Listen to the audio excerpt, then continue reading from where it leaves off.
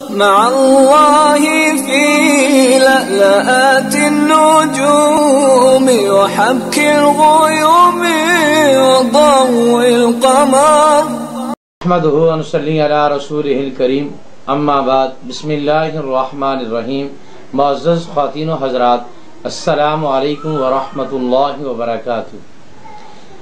میں آپ کی خدمت میں حاضر ہوں پروگرام سنہری باتوں کے ساتھ، اور آج کی اس مجلس میں ہم سجدے میں تسبیحات کے کچھ مسائل کو عرض کریں گے۔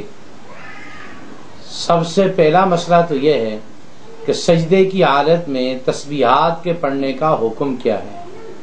دوسرا مسئلہ یہ ہے کہ سجدے کی حالت میں تسبیحات کے پڑھنے کی مقدار کتنی ہے، اور تیسرا مسئلہ یہ ہے کہ سجدے کی حالت میں ایک آدمی تسبیحات پڑھنا بھول گیا تو اس کا کفارہ کیا ہے۔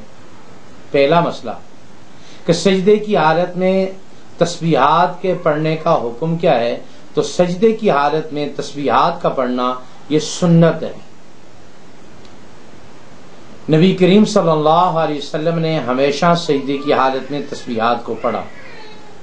دوسرا مسئلہ یہ ہے کہ مقدار کتنی ہے،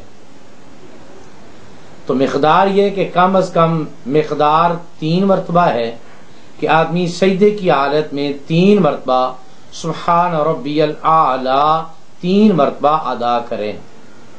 زیادہ سے زیادہ طاق عدد کی رعایت رکھ کر جتنی مقدار میں پڑھ سکتا ہے پڑھنے کی اجازت ہے۔ ہاں، اگر یہ مسئلہ تب ہے کہ آدمی اکیلا ہو، جس کو منفرد کہتے ہیں۔ اگر ایک آدمی امام ہے تو اس کے لیے مسئلہ یہ ہے، عبداللہ ابن مبارک رحمۃ اللہ تعالی فرماتے ہیں کہ امام کے لیے بہتر یہ ہے کہ وہ 5 مرتبہ تسبیحات کو کہے، تاکہ آسانی کے ساتھ مقتدی 3 مرتبہ تسبیحات سجدے میں ادا کر سکے۔ اور امام کے لیے زیادہ مقدار میں تسبیحات کا کہنا مناسب اس لیے نہیں ہے کہ پیارے نبی محمد رسول اللہ صلی اللہ علیہ وسلم نے فرمایا، جو شخص تم میں سے امام ہے وہ نماز ہلکی پڑھائے۔ کیوں کہ مقتدیوں میں بیمار بھی ہو سکتا ہے، ضرورت مند بھی ہو سکتا ہے، اور اسی طریقے سے کوئی پریشان حال کسی اور ایمرجنسی والا بھی ہو سکتا ہے، تو لہٰذا اس کے لیے زیادہ طویل نماز پڑھانا مناسب نہیں ہے۔ عبداللہ ابن مبارک رحمۃ اللہ تعالی فرماتے ہیں کہ امام کے لیے مناسب ہے کہ وہ 5 مرتبہ تسبیحات کو کہے، تاکہ مقتدی آسانی کے ساتھ 3 مرتبہ تسبیحات کو کہہ سکے۔ تیسرا مسئلہ یہ ہے کہ اگر ایک شخص سے سجدے کی حالت میں تسبیحات چھوٹ گئی، نہیں پڑھ سکا، تو اس کا کفارہ کیا ہے؟ تو سجدے کی حالت میں تسبیحات کے چھوٹنے پر کفارہ کچھ بھی نہیں ہے، سنت چھوٹی ہے، آخرت میں ڈانٹ ڈپٹ ہوگی۔ اگر استغفار کر لے گا تو اللہ سے امید ہے کہ اللہ رب العزت کی ذات اس ڈانٹ ڈپٹ سے بھی درگزر کا معاملہ فرما دیں گے۔ چوتھا مسئلہ یہ ہے کہ امام نے سر اٹھا لیا، اور مقتدی کے لیے اب کیا حکم ہے کہ وہ اپنی تسبیحات مکمل کرے یا امام کی اتباع کرے؟ اس میں مسئلہ یہ ہے کہ مقتدی امام کی اتباع کرے۔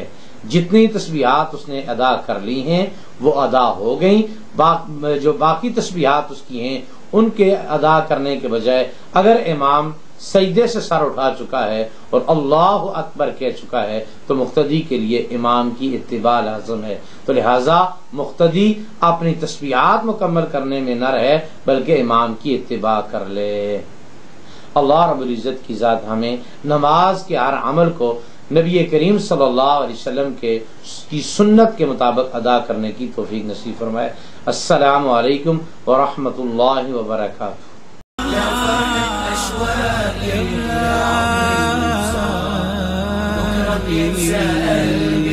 كل أيام الصالحة